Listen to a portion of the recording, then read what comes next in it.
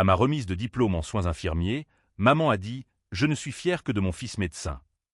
Ces mots, prononcés d'une voix claire devant l'assemblée, ont transpercé l'air comme une lame empoisonnée. Et dans l'instant où le silence s'est abattu sur la salle, j'ai vu dans ses yeux non pas de la fierté, mais un mépris si pur qu'il m'a fait saigner intérieurement. Ce n'était pas la première fois qu'elle me reléguait à l'ombre de Pierre, mon frère aîné, ce golden boy aux blouses blanches impeccables. Mais ce jour-là, sous les projecteurs de l'hôpital Saint-Louis à Paris, j'ai juré sur mon âme damnée que je la ferais plier. Pas par des cris ou des larmes. Non, par une vengeance si froide, si calculée, qu'elle en deviendrait une leçon gravée dans le marbre de notre lignée familiale. Paris, cette ville des Lumières qui cache tant d'ombre, serait le théâtre de ma revanche. J'ai toujours su que derrière les façades haussmanniennes impeccables se tapissaient des secrets plus noirs que la Seine la nuit. Et le mien, enfoui depuis des années, allait éclater comme une bombe à retardement. J'ai toujours été la seconde, la remplaçante, celle qui ramasse les miettes après le festin de Pierre. Notre mère, Élise, était une bourgeoise parisienne typique, élégante, intransigeante, avec un chignon serré qui semblait contenir non seulement ses cheveux, mais aussi ses regrets. Père était mort trop tôt, d'un infarctus lors d'une de ses interminables soirées mondaines dans le 16e arrondissement, laissant derrière lui une fortune modeste en actions pharmaceutiques et une veuve qui avait reporté toute son ambition sur ses 2 enfants. Pierre, l'aîné, avait hérité de la grâce naturelle, grand, charismatique, avec des yeux verts qui hypnotisaient les patients comme les amantes. Il avait gravi les échelons de l'hôpital Necker à une vitesse fulgurante, devenant chirurgien cardiovasculaire à 30 ans. Moi, Claire, la cadette, j'avais choisi les soins infirmiers par pragmatisme ou par résignation, qui sait. Et j'officiais dans les couloirs anonymes de l'hôpital Lariboisière, pansant des plaies que les docteurs comme Pierre laissaient en sang. Ce diplôme, cette remise solennelle dans la grande salle aux moulures dorées, aurait dû être mon triomphe. J'avais passé des nuits blanches à étudier, à disséquer des anatomies virtuelles sur mon ordinateur portable, tandis que Pierre sirotait du cognac avec des collègues dans des bistrots chics du Marais. Et pourtant, quand le doyen m'a tendu mon parchemin, Élise s'est levée, micro en main, pour déclarer « Je ne suis fier que de mon fils médecin ». Les applaudissements ont suivi, sporadiques, comme des gouttes de pluie sur un toit de zinc. Pierre a ri, d'un rire complice, en me tapotant l'épaule. « Allez, petite sœur, c'est pas grave. Maman est comme ça. » Mais c'était grave. Profondément grave. Ce soir-là, de retour dans notre appartement haussmannien de la rue de Rivoli, j'ai verrouillé la porte de ma chambre et sorti de sous mon matelas une boîte en ébène que je gardais comme un talisman maudit. À l'intérieur, des lettres jaunies, des photos floues et un flacon vide d'un sédatif que Pierre avait emprunté à l'hôpital il y a 5 ans. Le jour où notre père était mort. Ou plutôt, le jour où il avait été tué. Le secret que je portais était un poids de plomb sur ma poitrine. C'était une nuit d'orage, l'été 2020, et Pierre, alors interne stressé, avait confessé son erreur fatale. Père, en pleine crise cardiaque, avait été admis d'urgence à Necker. Pierre était de garde, ivre de fatigue et de whisky volé dans le bar de l'hôpital. Au lieu d'injecter le bon dosage de lidocaïne pour stabiliser le rythme, il avait confondu avec un anticoagulant expérimental. Un lot défectueux qu'il avait personnellement validé pour un essai clinique douteux, financé par un labo pharmaceutique corrompu. Père était mort en 5 minutes, son cœur pulvérisé comme un verre sous un talon. Pierre, paniqué, m'avait appelé en larmes « Claire, j'ai tout gâché. Si ça se sait, je suis fini. » J'étais arrivé en trombe, y compris dans le chaos des couloirs bondés par la pandémie naissante. J'avais effacé les traces numériques, un accès infirmier que j'avais pour assister les docteurs, et falsifié le rapport d'autopsie en indiquant une complication naturelle. En échange, Pierre avait juré de me protéger, de me propulser dans sa gloire. Mais les années avaient passé, et il avait oublié. Il avait gravi les marches, marié une avocate ambitieuse nommée Sophie, eu un fils prénommé Victor, tandis que je végétais, invisible. Élise savait-elle? Ces mots ce soir-là laissaient planer le doute. Avait-elle soupçonné, lors de ces dîners tendus où Pierre évitait mon regard? Ou était-ce simplement son narcissisme maternel, ce besoin viscéral de voir en son fils l'héritier parfait, quitte à sacrifier la fille? Je n'en étais pas sûr. Mais une chose était claire, la dette de Pierre envers moi n'était pas payée. Et Élise, par ses paroles, venait de signer son propre arrêt de mort symbolique. Les jours suivants, Paris s'est refermé sur moi comme un étau. Je marchais le long de la Seine, observant les touristes ignares sous les ponts illuminés, imaginant comment noyer un secret dans ces eaux troubles. À l'hôpital, mes collègues me félicitaient mollement pour mon diplôme, mais je voyais dans leurs yeux la pitié, la sœur de ce grand chirurgien, et pourtant. Pierre m'appelait pour des faveurs triviales. « Claire, passe me chercher un café au Flore, je suis en salaud, comme si j'étais sa servante. » Et Élise, Elle m'envoyait des textos laconiques. Pierre opère un ministre demain. Sois fier pour lui. Fierté. Ce mot me rongeait comme un acide. J'ai commencé à planifier en silence, comme on prépare un crime parfait dans les romans de Simenon. D'abord, recueillir des preuves. J'ai fouillé l'appartement de Pierre un soir où il était en congrès à Lyon. Dans son bureau, derrière une pile de thèses médicales, un dossier scellé, des emails avec le labo pharmaceutique révélant non seulement l'erreur sur pair, mais une cascade de négligence. Pierre avait touché des pots de vin pour valider des médicaments défectueux, causant des morts collatérales chez des patients vulnérables. Des veuves, des orphelins, des fantômes que je pouvais invoquer. Mais ce n'était pas assez. La vengeance devait être personnelle, viscérale. Élise adorait les galas de charité, ces événements où la haute société parisienne paradait sa philanthropie hypocrite. Le prochain était pour une fondation cardiaque, ironiquement patronnée par Necker. Pierre y serait l'invité d'honneur. J'y irais, non comme la sœur effacée, mais comme la tempête. Pourtant, au milieu de cette rage, un doute me taraudait. Était-ce vraiment pour Père? Ou pour cette petite fille que j'avais été, abandonnée dans l'ombre d'un frère doré? Paris, avec ses avenues larges et ses ruelles sombres, semblait murmurer « Revenge is a dish best served cold ». Mais combien de sang devrait-il couler avant que je ne goûte la mienne? Les nuits s'allongeaient, hantées par des rêves où je tenais le scalpel, et Pierre suppliait. Je me réveillais en sueur, le cœur battant comme un tambour funèbre. Il fallait accélérer. J'ai contacté un ancien patient, un hacker discret du 18e arrondissement, qui pour quelques billets m'a fourni un accès au serveur de l'hôpital. Les fichiers défilaient, signatures falsifiées, dosages erronés. Pierre n'était pas un accident, il était un prédateur en blouse blanche. Et Élise?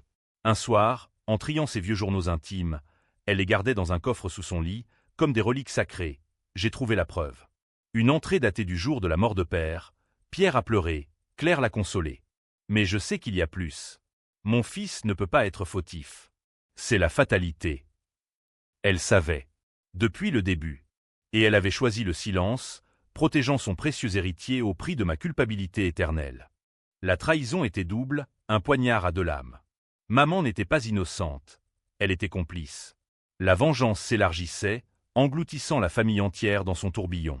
Bientôt, le gala. Bientôt, la chute. Le gala de la Fondation Cardiaque se tenait au Grand Palais, transformé pour l'occasion en un écrin de cristal et d'or. Les lustres pendaient comme des cœurs pulsants, et l'air embaumait le champagne millésimé et les parfums coûteux. J'avais revêtu une robe noire ajustée, un choix délibéré, l'ombre avant la tempête. Mes cheveux, d'habitude noués en chignon pratique, cascadaient librement, et un maquillage sombre accentuait mes yeux, les rendant comme des puits de nuit. Pierre était au centre de tout, entouré d'un essaim d'admirateurs, des politiciens bedonnants, des veuves éplorées qu'il avait sauvées d'un AVC, et Sophie, sa femme, rayonnante dans une robe rouge sang. Élise, perchée sur un tabouret haut, sirotait un quai royal en observant la scène avec une satisfaction presque animale. Quand elle m'a vu approcher, son sourire s'est figé. « Claire, tu es là. C'est gentil. Assieds-toi dans un coin, ne dérange pas Pierre. » Ces mots, murmurés comme une sentence, ont allumé la mèche. J'ai souri, un sourire de porcelaine fêlée, et me suis faufilé parmi la foule. Le discours de Pierre a commencé. « Mesdames, messieurs, la médecine n'est pas seulement science, c'est compassion, sacrifice. » Hypocrite. J'ai sorti mon téléphone, l'appareil photo camouflé en un geste anodin, et capturé des bribes. Un échange de regards complice avec un représentant du labo, une main qui glisse une enveloppe discrète. Mais la vraie fissure s'est ouverte quand j'ai confronté Élise aux toilettes, ces sanctuaires de confidences forcées. « Maman, souviens-toi de papa. Ce n'était pas un accident. » Elle a pâli, son rouge à lèvres craquelant comme une masque qui tombe. « Qu'est-ce que tu insinues, Claire? Pierre est un saint. Toi, avec tes petites piqûres, tu ne comprends rien aux enjeux. » Ces mots étaient un venin pur, distillé par des années de déni. J'ai sorti une photo, celle du flacon incriminé, prise ce matin-là dans mon coffre. Regarde. Et souviens-toi qui a couvert ça. Elle a vacillé, s'appuyant au lavabo de marbre. Pour la première fois, j'ai vu la peur dans ses yeux, cette peur qui ronge les aristocrates quand leur façade craque. « Tu n'oserais pas », a-t-elle murmuré. « Pourquoi? Pour ton petit diplôme? Pierre est tout ce que nous avons. » J'ai ri, un rire bas, presque inaudible dans le bourdonnement de la fête. « Non, maman. Pour moi. Pour l'ombre que tu as créée. » De retour dans la salle, Pierre m'a intercepté, son souffle chargé d'alcool. Qu'est-ce que tu fous là, Claire? Maman m'a dit que tu étais bizarre ces temps-ci. Bizarre. Le mot m'a frappé comme une gifle. J'ai feint l'innocence, juste fier de toi, grand frère. Comme toujours. Mais intérieurement, le plan se précisait. Le hacker avait uploadé les fichiers sur un site anonyme, prêt à exploser sur les réseaux au signal. Et j'avais un allié inattendu, Sophie. Je l'avais approchée des mois plus tôt, lors d'un dîner familial tendu. Sophie, avocate spécialisée en éthique médicale, soupçonnait les magouilles de Pierre.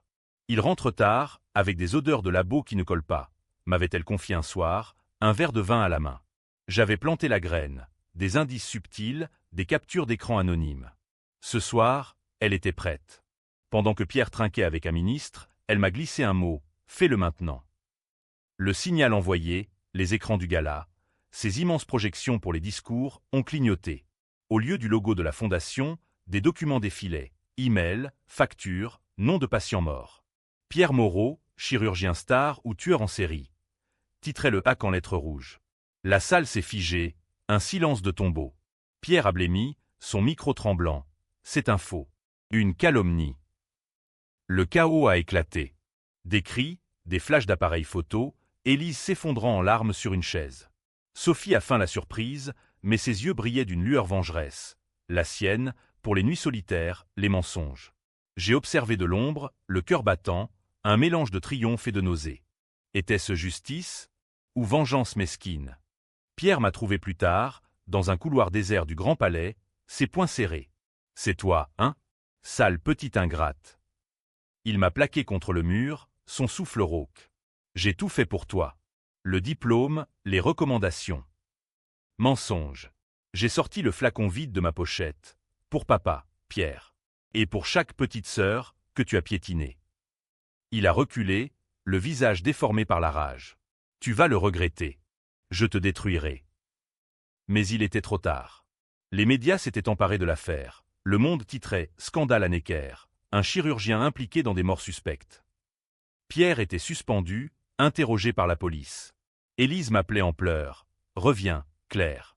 On peut arranger ça en famille. » Famille. Le mot sonnait creux, comme un écho dans une crypte. Pourtant, les fissures s'approfondissaient. Sophie m'a contacté. Il y a plus. Pierre a une maîtresse. Et un enfant caché. Une nouvelle couche de trahison. L'homme que j'avais protégé n'était pas seulement négligent, il était un imposteur total. Ma vengeance, loin d'apaiser, attisait un feu plus vorace. Paris, sous la pluie battante de novembre, semblait complice, ses gouttes sur les pavés comme des larmes refoulées. J'ai commencé à me perdre dans les nuits solitaires, hanté par des visions de père, son visage paisible sur son lit de mort. Avais-je agi pour lui, ou pour combler le vide que ma mère avait creusé? Pierre, acculé, contre-attaquait. Des rumeurs sur moi circulaient à l'hôpital. Claire a falsifié des dossiers pendant le Covid. Il l'avait retourné contre moi, ce serpent. Le twist mineur est arrivé lors d'une confrontation familiale forcée, dans notre appartement de Rivoli. Élise, brisée, a avoué « Je savais pour Pierre. Mais toi, Claire, tu étais forte. Tu pouvais porter ça. » Porteur. Comme un boulet. J'ai claqué la porte, jurant que la prochaine étape serait fatale. La tension montait, un crescendo UAM. Bientôt, le procès. Bientôt, la chute finale. Mais au fond de moi, une voix chuchotait. Et si j'étais la vraie monster? Le procès de Pierre s'est ouvert sous un ciel de plomb, au palais de justice de l'île de la Cité, ce bastion gothique qui semble juger non seulement les hommes, mais leurs âmes. Paris bruissait de rumeurs. Les tabloïds titraient « Le boucher de Necker » et les réseaux sociaux grouillaient de témoignages de familles endeuillées. J'étais cité comme témoin clé. La sœur qui avait découvert les irrégularités. Ironie du sort, j'étais à la fois accusatrice et complice enfoui. Les audiences étaient un théâtre macabre. Pierre, en costume sombre, jouait l'innocent. Ma sœur est jalouse. Elle a fabriqué ses preuves pour ruiner ma carrière. Ses yeux me transperçaient depuis le box des accusés, un mélange de haine et de supplication. Élise, assise au premier rang, portait le deuil anticipé, voile noir, main tremblante sur un chapelet. Sophie avait demandé le divorce, emportant Victor, et témoigné contre lui avec une froideur chirurgicale. Pierre mentait surtout. Les pots de vin, les patientes séduites en salle de réveil. Mon tour est venu. Sous les néons crus, face au juge aux lunettes sévères, j'ai déballé tout, le flacon, les emails, ma falsification pour couvrir l'erreur sur Père. J'ai protégé mon frère par amour filial. Mais l'amour a ses limites. Les flashs crépitaient, et Élise a étouffé un sanglot. Pierre a bondi. « Menteuse. Tu as tout orchestré. » Le juge l'a rappelé à l'ordre, mais le mal était fait. Les jurés, des Parisiens ordinaires, fatigués de scandales, me regardaient avec suspicion. Étais-je l'héroïne vengeresse ou la serpente? Dehors, la presse m'assaillait. Claire Moreau, la sœur trahie ou la calculatrice? Les débats enflammaient les cafés du quartier latin. Certains me voyaient comme une justicière, d'autres comme une parricide morale. Ma vengeance, censée être privée, était devenue publique, un cirque romain où je dansais sur des braises. Mais Pierre n'était pas vaincu. Mu par son instinct de survie, il a lutté, témoins achetés, avocats zélés. Une nuit, il m'a piégé. Rentrant chez moi dans le 11e, près de la Bastille, j'ai trouvé une enveloppe glissée sous la porte. Des photos de moi, jeune interne, falsifiant des ordonnances pour des patients toxicomanes. On est quitte, notait-il. Comment? Il avait fouillé mon passé, exhumant mes propres péchés mineurs, des actes de compassion désespérés pour des sans-papiers en détresse. Le chantage m'a ébranlé. Étais-je si différente? La nuit, je marchais le long du canal Saint-Martin, fumant des gauloises en observant les reflets troubles. Paris, ma complice, me renvoyait mon image fracturée, une femme brisée par l'ambition d'autrui. Puis, le contre-coup, Élise, effondrée, a tenté le suicide. Appel à 3 heures du matin. Claire, viens. Je ne peux plus. À l'hôpital, ironie, je l'éveillais, perfusion en main, tandis qu'elle murmurait « Pardonne-moi. J'ai choisi Pierre parce qu'il était.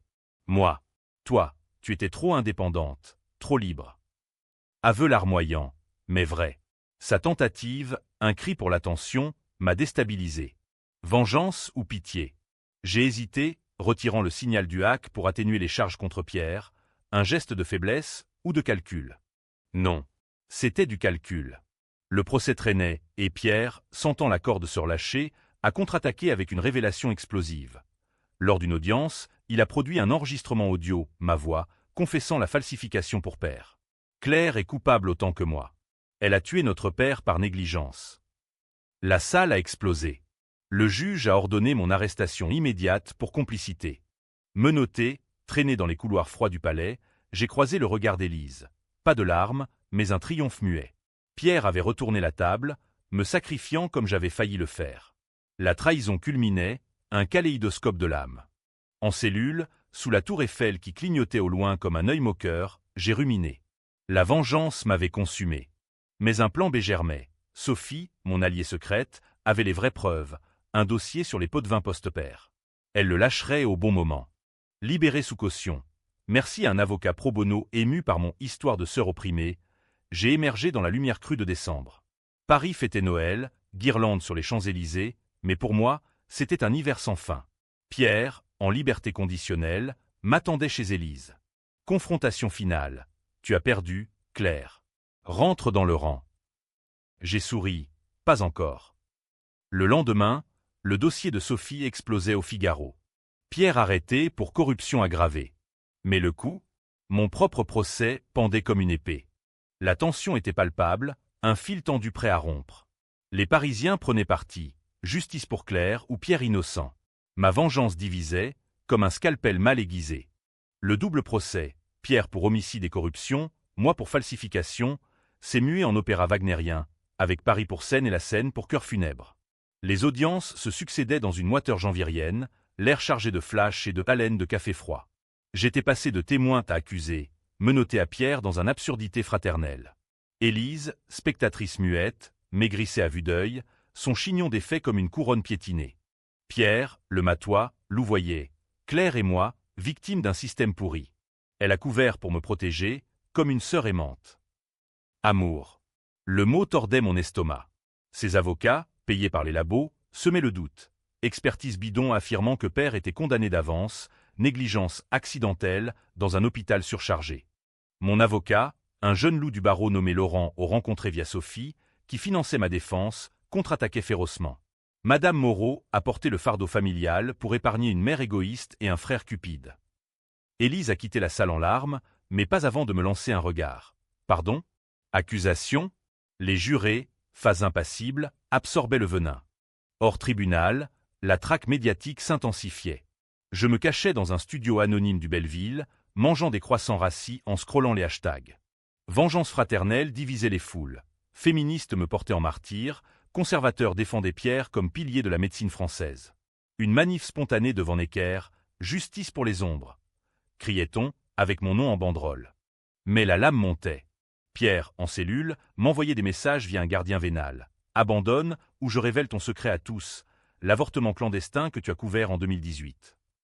Mon propre squelette dans le placard. Une patiente immigrée, désespérée, que j'avais aidée à avorter illégalement. Il savait tout, ce bâtard, ayant fouillé mes dossiers par vengeance. La nuit, les cauchemars fusionnaient. Père agonisant, Élise riant, Pierre tenant le scalpel sur ma gorge. Je me réveillais hurlant, le corps trempé. Laurent me conseillait. Tiens bon. Sophie a un témoin, une infirmière qui a vu Pierre injecter le mauvais dosage. L'espoir, fragile comme un fil de soie. Le chaos trao a éclaté lors de l'audience fatidique. Pierre, appelant au désespoir, a craqué. Claire m'a forcé. Elle haïssait Père pour son absence et m'a piégé pour nous détruire tous. Mensonge éhonté, mais crédible. Le procureur, un homme au visage de Pierre, s'est tourné vers moi. Mademoiselle Moreau, avez-vous manipulé les preuves pour une vendetta personnelle? J'ai hésité. Le silence s'est étiré, un abîme. Puis, d'une voix claire, oui, mais pas seule. Élise savait. Elle a ordonné le silence. La bombe. Élise, convoquée en urgence, a nié, voix chevrotante, ma fille ment. Elle est folle de jalousie. Mais le doute s'insinuait. Un témoin surprise, notre ancienne gouvernante, une bretonne auvergnate fidèle, a confirmé. Madame Élise m'a dit, Pierre doit briller, Claire portera le reste. La salle a basculé. Pierre, furieux, a bondi sur moi, traîtresse. Les gardiens l'ont plaqué, mais pas avant qu'il ne m'assène un coup au visage. Un bleu violacé qui ferait les unes. Symbole parfait, la marque de la fraternité toxique. Dehors, l'orage gronde. Paris pleuvait des cordes, comme si la ville pleurait ses fils perdus. Sophie m'a visité, tu as gagné une bataille. Mais le prix. Victor, son fils, me dessinait des cœurs brisés. La vengeance, ce monstre que j'avais invoqué, dévorait tout, familles éclatées, réputation en cendres. Pourtant, au pic de la lame, un choix s'imposait. Laurent murmurait, plaider coupable pour immunité sur Pierre. Ou aller au bout, risquant la prison. Diviser pour régner, les lecteurs, ou plutôt, les futurs lecteurs de cette histoire, choisiraient leur camp, la sœur protectrice ou la destructrice. J'ai choisi le feu. Non. Tous coupables. Le jury délibérait, et moi, j'attendais, le cœur en tempête. Le verdict est tombé un matin de février glacial, sous un soleil pâle qui peignait la Seine en orsale. Pierre, 20 ans pour homicide involontaire aggravé et corruption. Moi, 5 ans avec sursis pour falsification, grâce à mon statut de victime familiale. Élise, inculpée pour entrave à la justice, mais son âge et son repentir lui valurent une amende symbolique et des travaux d'intérêt général. Penser des plaies dans un dispensaire du 20e, ironie suprême. La salle a applaudi, sifflé, pleuré. Pierre m'a lancé un dernier regard, non plus haine, mais vide, comme un homme éviscéré. Élise s'est évanouie, emportée par des ambulanciers, ceux que j'avais formés, peut-être. Sophie m'a serré dans ses bras. Tu as libéré Victor d'un monstre. Libera. Le mot sonnait doux, mais amer. Dehors, la foule, partisans scandant mon nom, à terre me traitant de parricide. Un livreur de pizza m'a craché dessus. T'as détruit ta famille pour de la gloire. Gloire? J'avais gagné une cellule de notoriété, pas une couronne. Les mois suivants, Paris m'a rejeté comme une plaie ouverte. L'hôpital m'a licencié, pour discrétion, et les amis, ces ombres fugaces, se sont évanouis. J'ai éménagé dans un studio minuscule près de Montmartre, survivant de pige pour des magazines médicaux, les ombres de la blouse blanche. Ironie, je dénonçais ce que j'avais autrefois protégé. Élise m'appelait, voix brisée. Reviens, Claire. On recommence. Recommencer? Père ne reviendrait pas. Pierre moisissait à Fresnes, et moi, j'étais un fantôme. J'ai refusé, mais un soir d'avril, sous les cerisiers en fleurs du jardin des Tuileries, j'ai craqué. Visite à la prison. Pierre, vieilli de 10 ans, m'a supplié « Pardonne-moi ». J'étais faible. Faible. Pas excusé. Le twist final, celui qui hante encore mes nuits, est survenu lors d'une lettre anonyme. ADN prouvant que Pierre n'était pas le fils biologique d'Élise. père avait une liaison. Pierre, adopté dans le secret pour sauver les apparences. Élise l'avait su, et protégé non par amour, mais par orgueil. Son fils parfait était une illusion qu'elle avait fabriquée. La révélation m'a fracassé. Ma vengeance, bâtie sur du sable. J'ai confronté Élise dans un café du quartier latin, fumée de croissants masquant l'odeur de mensonges. Pourquoi?